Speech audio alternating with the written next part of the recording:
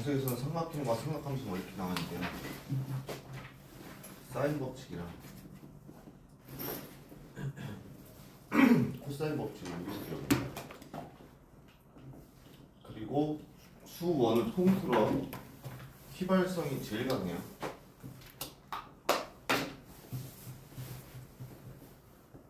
그래서 암기를 꼭 잘 해주시고요. 암기하고 얘를 이용하는 연습을 많이 하셔야 돼요. 자, 그럼 얘네를 왜 배우나요? 라고 생각을 할 텐데 삼각형이 있으면요. 원래 초등학교 때 배워야 되는데 삼각형이 있으면 이 삼각형을 구성하는 요소가 세 가지가 있어요. 각 3개, 그 다음에 각을 마주보는 편을 대변. 그쵸, 대변이죠. 각 편의 대변. 그래서 이 6가지 구성 요소가 있는데요. 6가지 구성 요소 중에 여러분들한테 3가지를 줍니다. 그리고 남은 3가지를 찾으라 그래요. 이 찾는 방법을 얘네로 찾는 거예요. 그래서 이 세 구성 요소를 어떻게 줄 수 있냐면 세 변을 줄 수가 있고요. 한 변과 각 2개, 2변과 각 1개를 주는데요. 주의할 거 각 3개를 주는 거는 초등학생이면 초등학교를 잘 졸업했으면 요각과 요각을 알면 이 각은 자동으로 나옵니다. 따라서 각 3개를 준 거는 구성요소 3개를 준 게 아니에요. 그래서 문제를 읽고 요 각 2개와 나머지 한 변을 어떻게 줬는지를 찾으셔야 됩니다. 그래서 문제를 잘 읽고 각 3개를 주어진 거는 얘와 같다라고 생각하시면서 요 한 변에 대한 정보를 어디서 찾아야 되지 고민을 해주시면 되겠고, 자 일단 사인 법칙부터 합시다. 사인 법칙은요,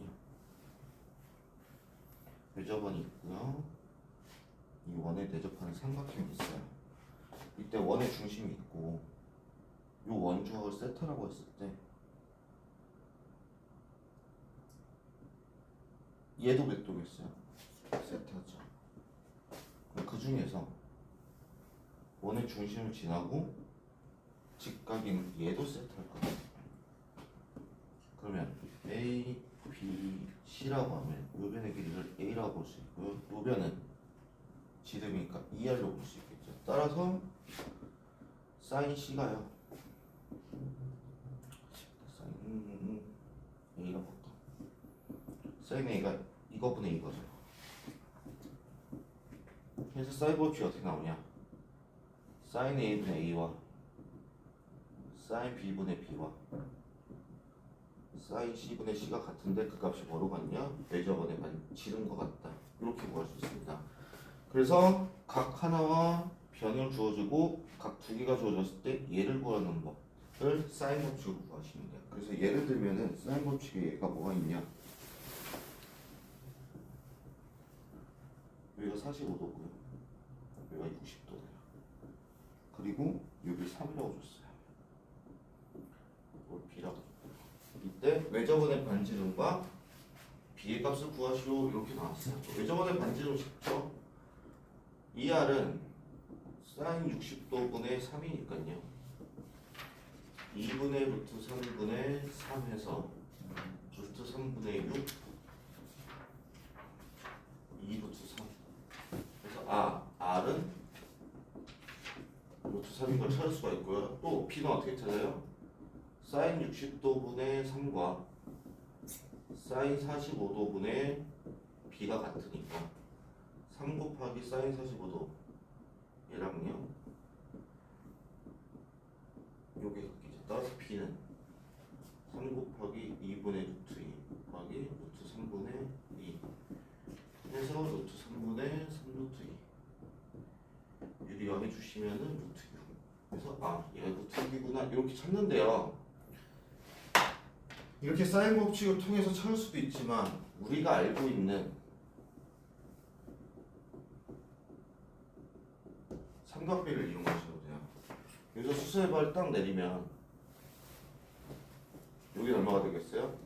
1대 1대 루트이니까 루트 2분의 3 루트 2분의 3이 되겠죠.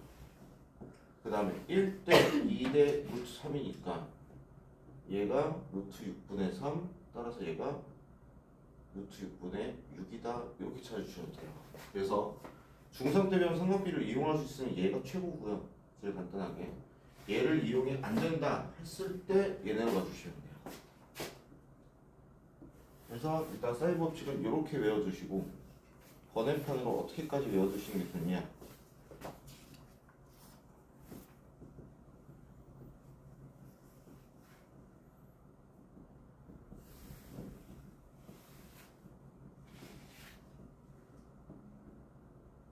이렇게까지도 변형을 외워주시는 게 편합니다. 그래서 적절하게 필요한 걸 써주시면 되겠고, 두 번째 코사인 법칙이에요. 다행히 코사인 법칙이 원래 두 개였어요. 제 코사인 법칙, 제 코사인 법칙. 그래서 원래 두 개 배웠거든요.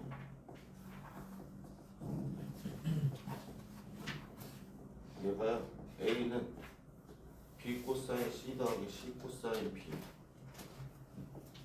B는요, A 코사인 C 플러스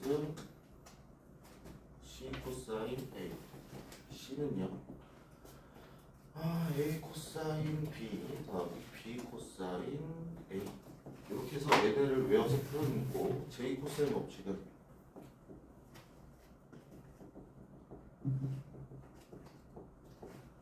코사인 A는요, B제곱 더하기 C제곱 마이너스 A제곱 2BC. 코사인 B는요, A제곱 더하기 C제곱 마이너스 B제곱 2AC.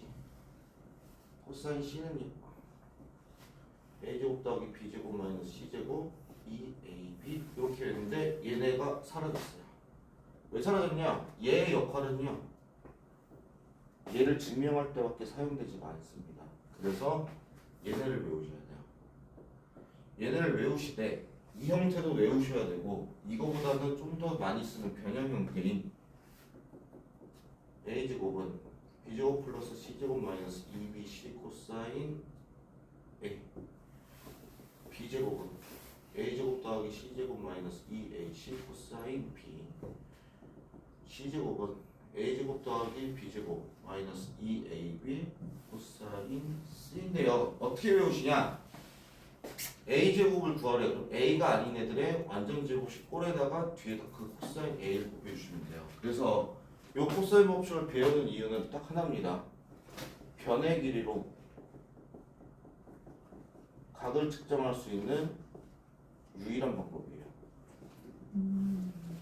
그리고 피타고라스의 변형 형태라고 생각하시면 됩니다. 그래서 각을 변의 길이로 찾는 유일한 방법이기 때문에 제 코사인 법칙이 사용되고, 하나가 남았더니 제 코사인이라고 안 하고 그냥 코사인 법칙 이렇게 부르시는 거예요. 그래서 문제를 푸실 때 사인 법칙을 써야 할 때, 코사인 법칙을 써야 할 때 나눠져 있는 게 아니고요. 주로 90%는 둘 다 쓰셔야 돼요. 그래서 주로 나오는 게 두 변과 끼인 각을 주고선 찾으라 그래요. 이때 남은 두 각을 찾을 때는 일반적으로 사인 법칙을 쓰고요. 남은 한 변을 찾을 때 코사인 법칙을 사용합니다. 하지만 둘 다 사용할 수도 있으셔야 돼요. 적극적으로. 해서 보시면 예를 들어서 한번 봅시다. 예를 들어서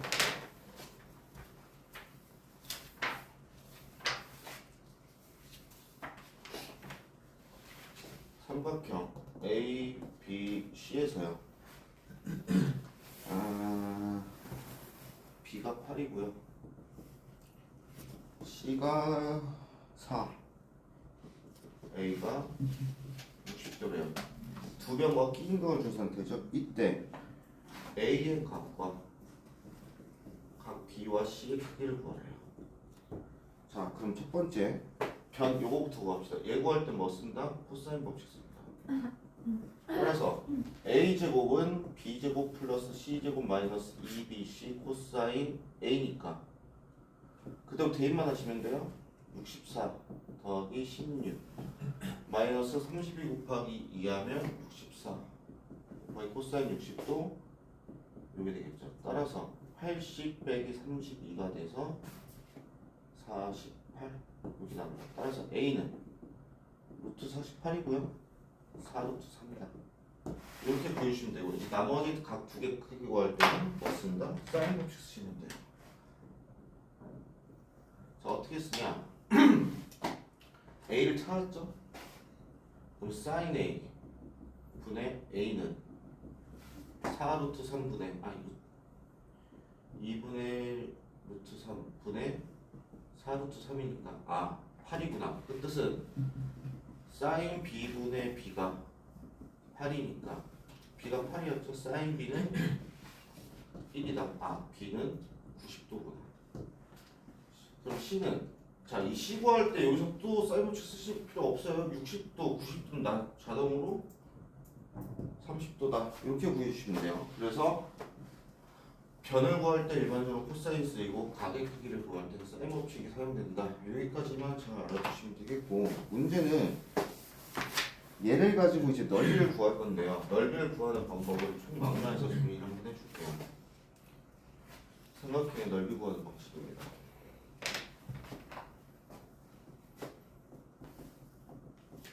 자, 초등학교 과정이에요. 밑변 곱하기 높이 곱하기 2분의 1이죠. 주로 요 2분의 1 안에서 많이 혼났을 거예요. 자, 중학교 2학년 과정이에요. 뭐 배웠죠? 중2 때? 내식과 외식. 내저번에 반지름 할 때죠.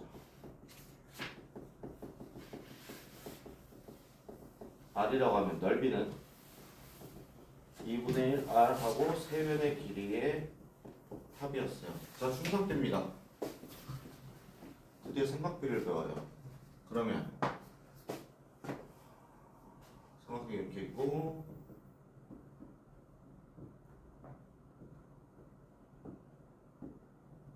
이게 있으면요 2분의 A 곱하기 C 곱하기 sin B 또는